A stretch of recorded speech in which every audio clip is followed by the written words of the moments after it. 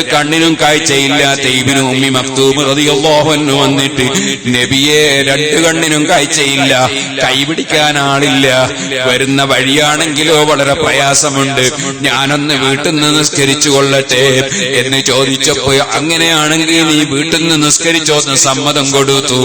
ആ സമ്മതം വാങ്ങിപ്പോകുന്ന ഇബ്നു ഉമ്മി മക്തൂം റളിയല്ലാഹു അൻഹുവിനെ രണ്ടാമത് തിരിച്ചു വിളിച്ചിട്ട് പറഞ്ഞു, നിങ്ങൾ ബാങ്ക് കേൾക്കാറുണ്ടോ?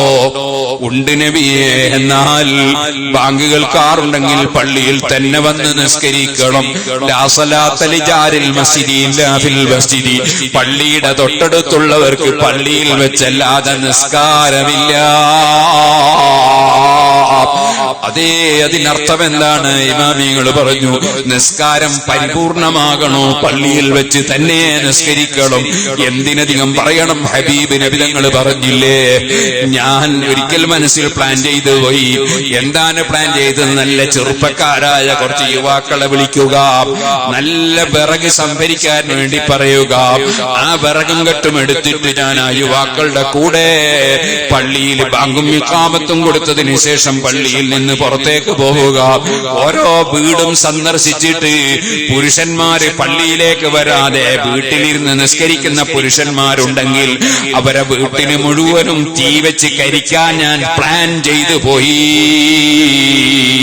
പക്ഷേ ഞാനെങ്ങനെ ചെയ്യാത്തത്? ആ വീട്ടിലുണ്ടാകുമല്ലോ പാവപ്പെട്ട സ്ത്രീകളും കുട്ടികളും, അതുപോലെ ജമാഅത്തിന് വരാൻ കഴിയാത്ത രോഗികളും പ്രായമുള്ളവരും വാർദ്ധക്യം കൊണ്ട് വരാൻ പറ്റാത്തവരും, അങ്ങനെ പലരും വീട്ടിലുണ്ടാകുമല്ലോ. അല്ലെങ്കിലോ പള്ളിയിൽ വരാൻ കഴിവുണ്ടായിട്ടും വരാത്തവരുടെ വീട് കത്തിച്ച് കരിക്കാൻ ഞാൻ മനസ്സിൽ പ്ലാൻ ചെയ്തു പോയി. എന്തിനാണിത് പറഞ്ഞതെന്നറിയോ?